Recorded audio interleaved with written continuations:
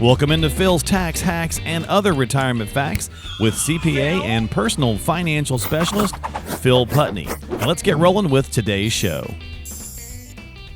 Hey everybody, welcome into this edition of Phil's Tax Hacks and Other Retirement Facts with Phil Putney and myself. And this go around, we're talking about the customer isn't always right. Shocker. Newsflash, pump the brakes. Yep. Anybody who's ever worked in retail can tell you that we all know that that's the saying, but anybody who's ever actually worked in it is like, no, they're often not right. But we tend to, I think Disney just takes that super hard, right? No matter what, Right. that's the case. But I wanted to talk about this from a financial planner standpoint, from a financial coaching standpoint, Phil, that if you're seeking the advice of a professional who does this every day, and then you choose not to listen to them, why did you do it in the first place? Or Exactly. if you go into it with a closed-mindedness and refusal to maybe hear other things, other thoughts and ideas other than the ones that you walked in the door with, why are you even there? Exactly. But I mean, when you look at it from a financial advising or like a medical, and, not to try to draw too much comparison or correlations, but I mean, there is a lot if you really look at it. It isn't necessarily the case. I mean, if you were to take all our discussions and flip that on its head and say, if you were having a similar discussion with your doctor about your health versus a financial advisor regarding your finances, right, you're going to see, there's a lot of correlation there. So, well, I mean, we can have a conversation. Right. We can have the conversation around some of the products in the financial world that people refuse. They hear bad things, and they refuse. Don't even tell me about this. I don't want to talk about that one. Well, would you do that with your doctor? I mean, maybe some people do, don't even tell me about, this particular drug because I'm not even going to touch it. I don't want to talk about that one. Well, then why even though it might be the right one and it's going to fit and help everything, but why are you there then? Like, it doesn't mean you have to do it, but at least learn about it, or at least learn why they think it's a good idea for you. So that's kind of the idea of today's show. That's a long-winded way to get there, but so we'll find out if the customer's always right or not. So let's talk about a couple of key points here I've got. Let's go around the market for one of those. When it comes to that, now is the time to get out of the market, or conversely, now is the time to get in the market. We hear those, we see those commercials. We'll see people saying, buy, buy, buy, or sell, sell, sell. So I mean, this would be a case where I'd say, no, it doesn't make any sense. It always has to start with a plan. And if your plan was done properly and the implementations of the plan and the investment vehicles, they should be set up to handle risk and volatility. It is going to happen. It's part of investing. You can't avoid it. It's just, you're going to have these volatile times in a market. We are going to get into another full out, bear market where it's going to fall substantially over probably a more extended period of time and take an extended period to come back. That's just what markets do. Yeah. That's part of investing. So, I mean, this one is really apropos for the time we've just gone through, because I've had this conversation with a couple of clients, not that many, with the elections. I think we need to just sell it all. Wait for the election to get over, and then we can get back in. Yeah. And my answer all the time is I would not recommend it. I said, we've got managers that are tactically managing it. That's their call. They're going to look at volatility, and if they think this is a more long-term trend and there's some concern, they will start to risk off. Well, that's a good point, because we were given a mulligan, if you will, from back in February, March with COVID, 30% drop. Oh my gosh, panic, sell it all. It's my money. I need you to sell it all. And then you said on the sidelines, when it came it's all returned. Right. It's all come back. I mean, and to tie into the election conversation, the market's been up basically pretty much every day since the election. Right. Yeah. I mean, it's been it's crazy. Not at all predicted. I mean, that's not what they were saying would happen if, Biden was the elected president, which again, we don't know for sure at this stage. I mean, right. It's pointing in that direction, but there's still some contention and conversation around that. But yes, I mean, you don't know. Yeah. So you can't invest based on what's going on today. And if you're taking that stance as the customer, saying, And again, at the end of the day, it is your money. So if that's fine, if Right. that's what you want to do, that's what we're going to Absolutely. do. But why are you seeking the advice of a professional if you're not going to at least heed it and listen Right. to it a little bit? So that's, one reason, one way to go about this conversation. Another might be just in the concept of picking the things that you want to be invested in. I mean, you're stock picking, and maybe, I don't know, maybe you're just loyal to the company. Maybe you just like a Sure. brand or something like that. I guess maybe you give a little leeway there, Phil, but at some point you go, okay, look, this doesn't make a lot of sense. Right. It depends on the size or scale of that to the entire portfolio and plan. Where does it fit in? Right. Um, I mean, at the end of the day, like you were saying, it's we're here to give recommendations. Right. You want my opinion, I'll give it to you. But There's no it's hard your print. money, it's your Yeah. plan, and it's your consequences. So you have to live with whatever the results are. So it.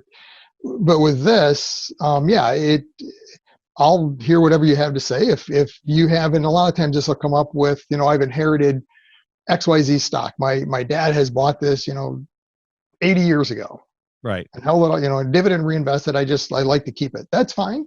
Sure. As long as it's not like half the portfolio where you Right. have way too much risk, then absolutely. Let's talk about how we can keep that, and we'll put it in the right risk bucket, so to speak. So we've got the risk position the right way.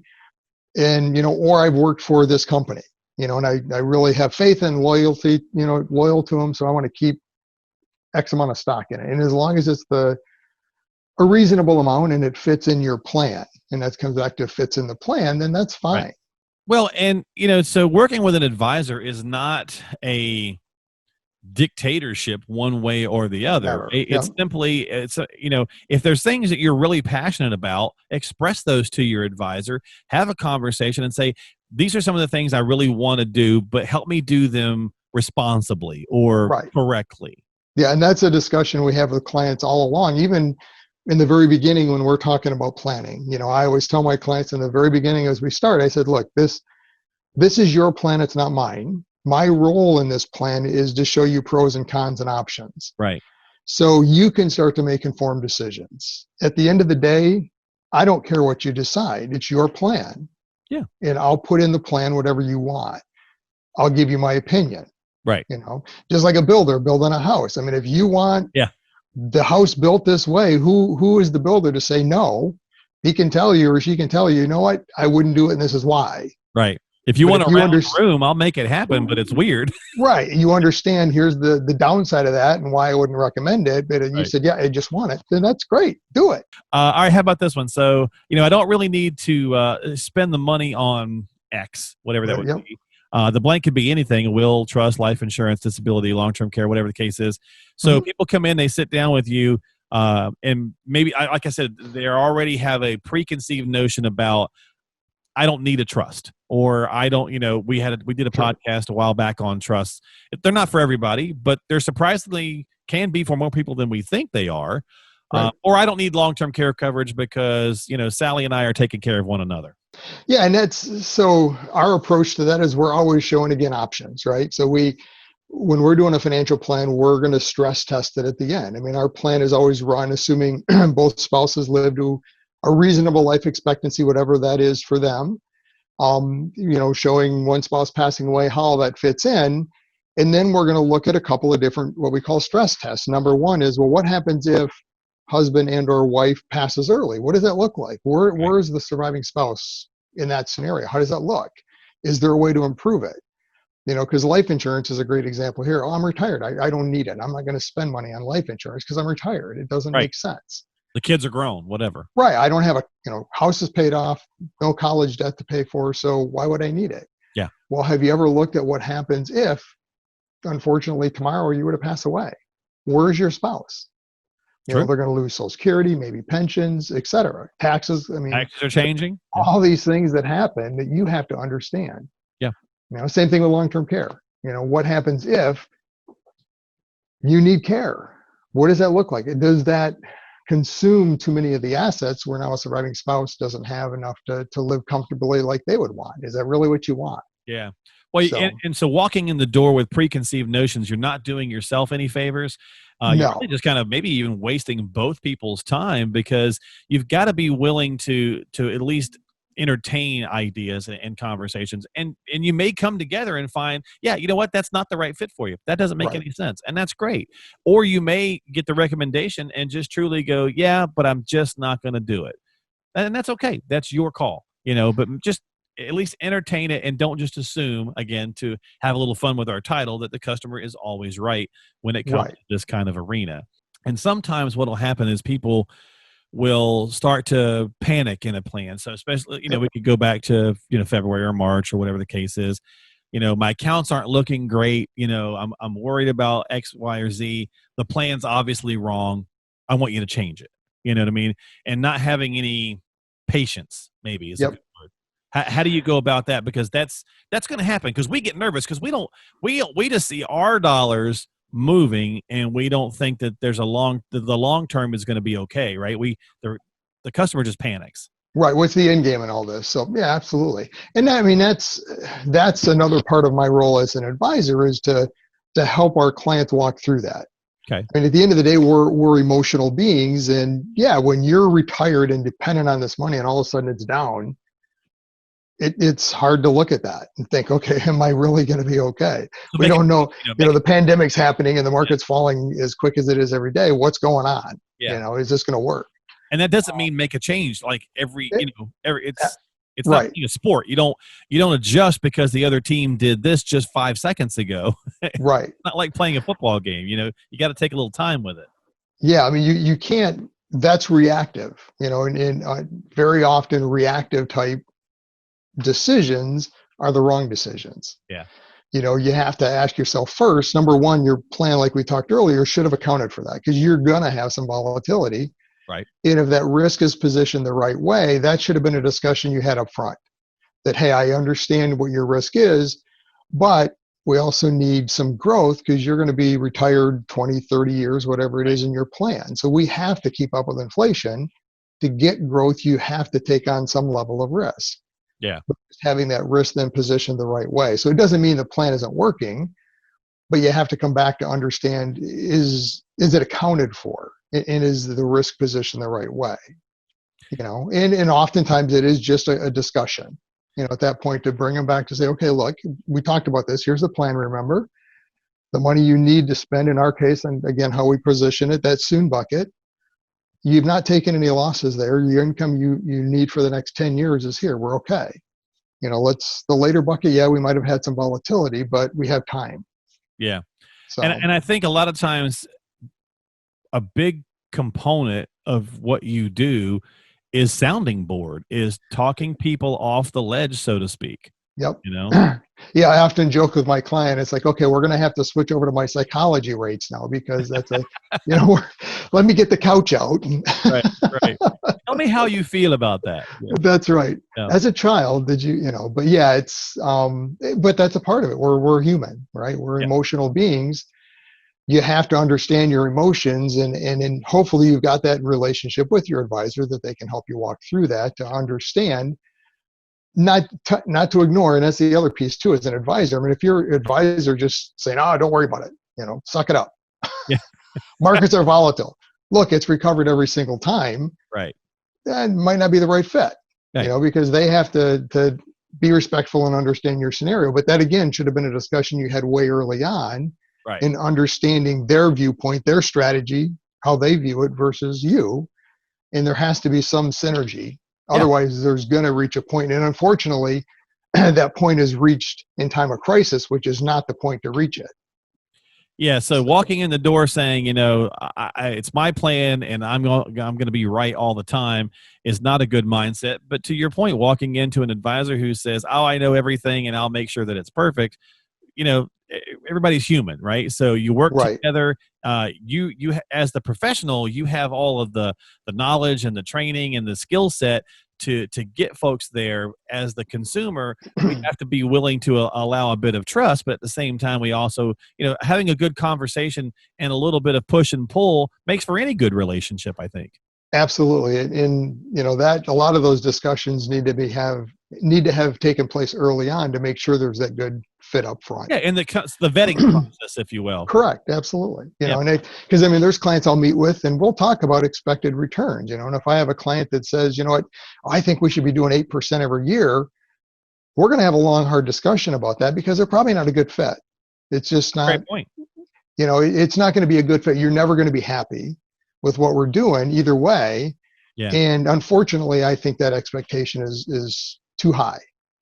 And that's really where the first initial kind of meetings and consultations come into play. Yep. It's not designed to turn every single person into a client. It's really designed to say, does my style, my coaching style work for you? And are you comfortable receiving that coaching style? So I think that's a great way to wrap up the show and say, it's a little kind of a fun little inflammatory headline, but when you're working with a financial professional or even a doctor, there's some fields in life where the customer isn't always right. And we don't want to be, because that's why we're turning to this person to help us, because otherwise. That's why you hire a professional. Yep. Yeah, exactly. I mean, if I could, if I broke my arm and I could reset it myself, I just wouldn't do that because it would not be good. So you turn to professionals. So, all right, folks. So that's going to do it for this week on the show. So again, think about philosophy, think about strategy, think about coachability of yourself. If you're sitting down to work with someone, are you willing to accept, a level of coaching, and are you in that right place for that? And then does that coach work for you? When I first went to see my cardiologist after I had heart surgery, who I was going to be seeing on a regular basis, I didn't get along with him very well. His style and what I needed to hear to keep me in line did not fit. So I asked to see another cardiologist in the office, and this guy was a lot more deadpan, give it to me straight, and that worked for me. Because a lot of the clients, the other patients, I should say, the other doctor was talking with, my mom sees him. She loves him because he's a little bit more, I guess, maybe emotional or understanding in a way that didn't appeal to me. I wanted to give it to me straight kind of guy. Right. And so everybody's different. Yeah, and that's all part of that vetting process in the beginning before you start down this road to make sure there's a good synergy and fit. Absolutely. So if you need some help, reach out to Phil. You know what to do. Call the number on the screen, 248-888-7530. That's 248-888-7530. Or go to philstaxhacks.com. That's philstaxhacks.com. Don't forget to subscribe to the podcast on whatever platform you use for your podcasting needs. All the smartphones nowadays come with the apps built into them. If you're an Apple user, Apple Podcast is already on your phone. Just open it up and type in Phil's Tax Hacks in the search box, and you should be able to find that. I think you hit the heart button or whatever to get new episodes. Subscribe. And subscribe. Yep. Google's got Google Podcast. They're all out there. So whatever platform you use, give that a whirl. Don't forget to check it out on YouTube as well, or just go to philstaxhacks.com. And we'll see you next time here on the program. We appreciate your time as always. Phil, my friend, have yourself a great week. You too. We'll see you next time here on Phil's Tax Hacks and Other Retirement Facts. Investment advisory services offered through AFS Wealth Management. The content of this program is provided for informational purposes only and is not a solicitation or recommendation of any investment strategy. Investments and/or investment strategies involve risk, including the possible loss of principal. There is no assurance that any investment strategy will achieve its objectives.